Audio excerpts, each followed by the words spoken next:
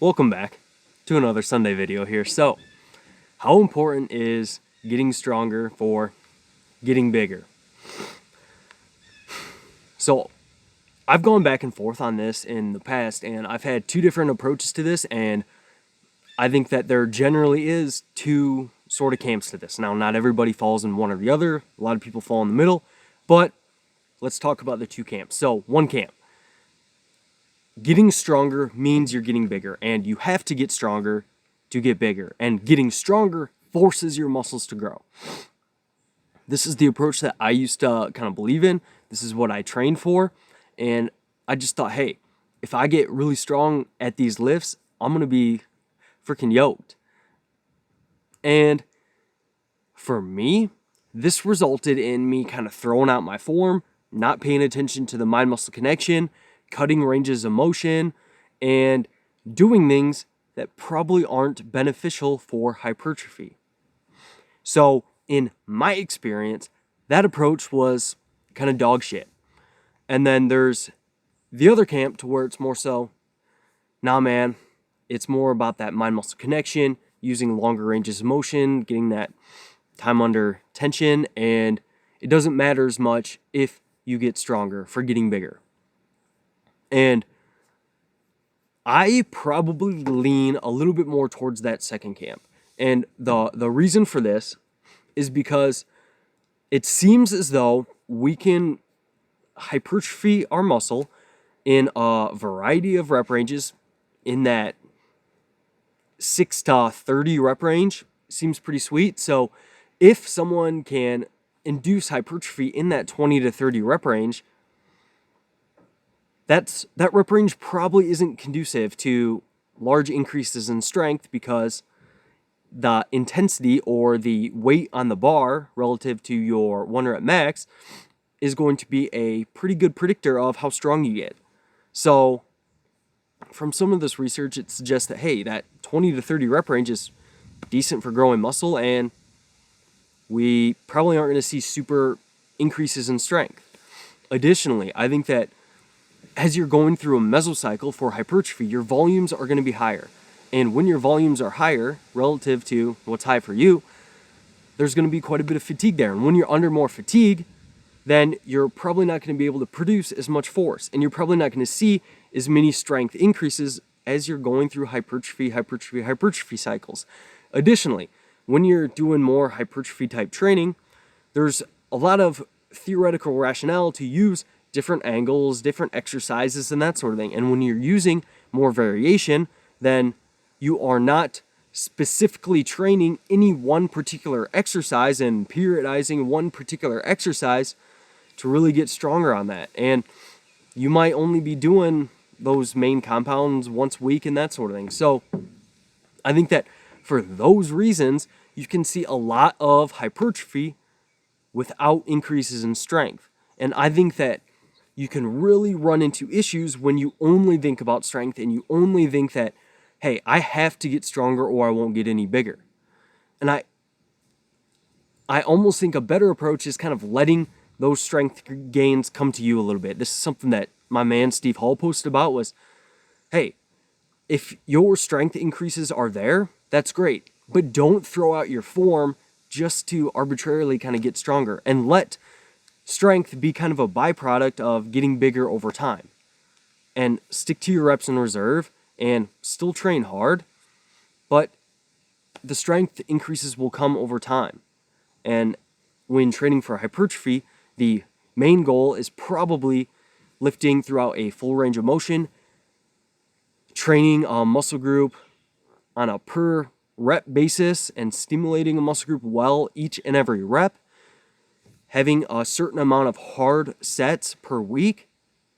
And once you do that, like, let the strength come to you a little bit. That's kind of where I lean to. Now, I don't want this to come out and feel like I'm saying don't get stronger, because I absolutely think that getting stronger over time is going to be beneficial for hypertrophy, because adding weight to the bar is kind of like infinitely scalable, and we have to have something in there to progressively increase that tension on the muscle and progressively increase that stress, because if we just keep doing the same stuff all the time, like, we're probably not going to see a lot of growth.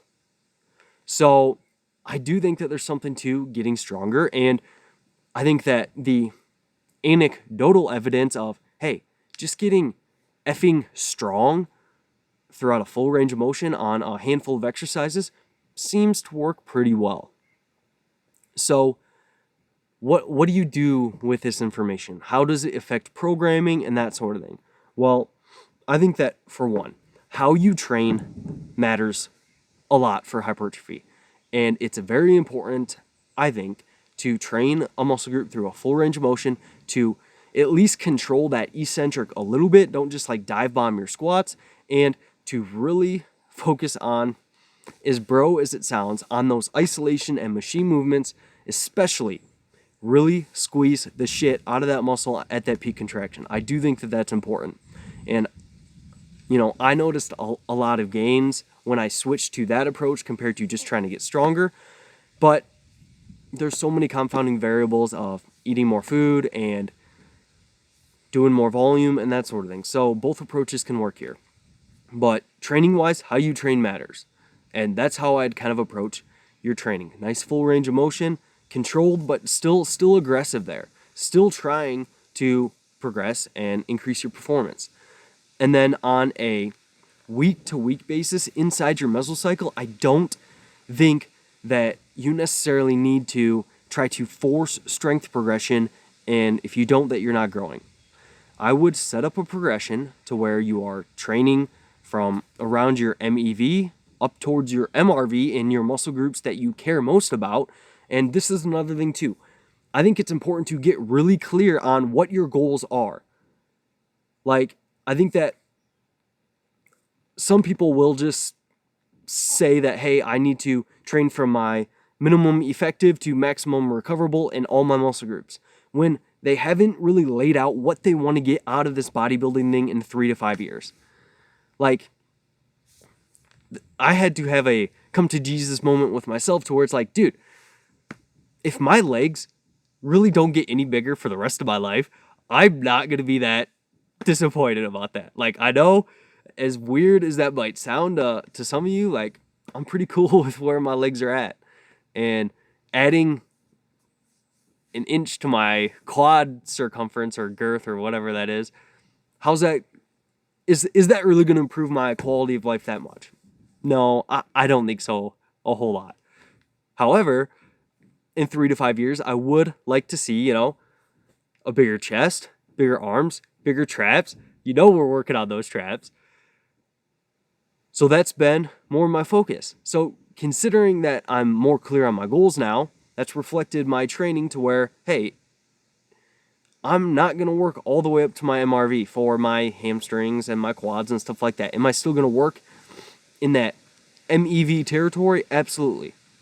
I'm still going to try to progress them and get stronger, because I also don't just like going in the gym and saying, hey, I don't care about progress, because I enjoy the process of just making progress somewhere. So I'm still going to train them hard and try to make some gains there, but it's not, I'm okay if I make 70% of the gains in my legs compared to potentially 100%.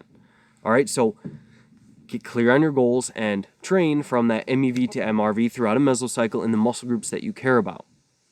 Now, I think that if you're a nice flow chart that Mike Israetel talks about is that if your performance, you can objectively say that it's increasing from week 1 to week 2 to week 3, it potentially is a sign that you could benefit from doing a little bit more, because you're not accumulating enough fatigue to mask those performance increases. I know it's kind of a mind scramble is what I'll go with. But if your performance is objectively increasing for week to week and the goal is hypertrophy, you might not be accumulating as much fatigue as you could potentially benefit from, or accumulate as much volume as you might benefit from. If your performance is relatively maintaining across the mesocycle, you've probably about nailed it, because maintaining performance under more fatigue is still a form of overload. And if your performance is decreasing, you're feeling beat up all the time, you're getting irritable with everybody, and sleep's all jacked up, those are symptoms of, hey, we might be doing a little bit too much. We might need to scale things down, take a deload, and that sort of thing. So that's the flow chart I like across the mesocycle. Now, how do you know you're growing long term if you're not necessarily trying to get that much stronger in a single mesocycle? Well, you're probably going to have to zoom out quite a bit. And I think that you might have to look over the courses of 4 to 6 mesocycles and make sure to compare your body weight as well and see on some of those main lifts, are you increasing your strength here and there? I really don't think it has to be crazy increases. And I think that the main thing that you should probably be looking at is photos. Is your physique objectively looking better in photos? Because that, for hypertrophy, that's the outcome variable that we're shooting for. We're shooting for looking better. So I would put more stock into that than strength increases. But you don't have to just look at one or the other. Like you can look at waist circumference. I like that. That's usually a decent indicator of body fat levels. And you can look at photos and then your performance. So if 6 months from now you go through a gaining phase, you gain 10 pounds, and you objectively say that, hey, on a handful of lifts, my performance has increased just a little bit. But my physique, it looks bigger, it looks more massive, and my waist circumference hasn't shot up. And it looks like I've put on more muscle. Well, in that scenario, I'd say that you're hitting things about right, and things are looking like they are heading in the right direction. And when you finally do cut down to a similar body weight, do you look better at that body weight? And I think that that's the number one thing you can do. And I think that it's kind of a process of, okay, let's make sure that we're training between our MEV and our MRV. Our training is hard, and we're doing enough challenging hard sets each week to see some indicators that we're between our MEV and MRV. And then once you do that, you get the training down and that's dialed in. Then you almost have to trust it for several mesocycles of gaining. And then once you cut back down, do you look better at X body weight compared to previously? If so, awesome. You nailed the gaining phase. If not, okay, well, maybe we have to adjust our approach a little bit and switch some things up. But it is a long-term process. But I think that if you figure out your MEV and MRV and make sure you're training there, and you let strength come to you, you focus on how you train as much as how much weight you're lifting, then the progress will come to you. I definitely believe that. So to answer the question, how important is strength increases for building muscle? I don't think that increasing your strength results in more muscle. And that doesn't mean that I'm saying that strength increases aren't related to more muscle. I'm saying that just because you did one more rep this week than last week, I don't think that one extra rep is all of a sudden going to provide a stimulus for growth. I think that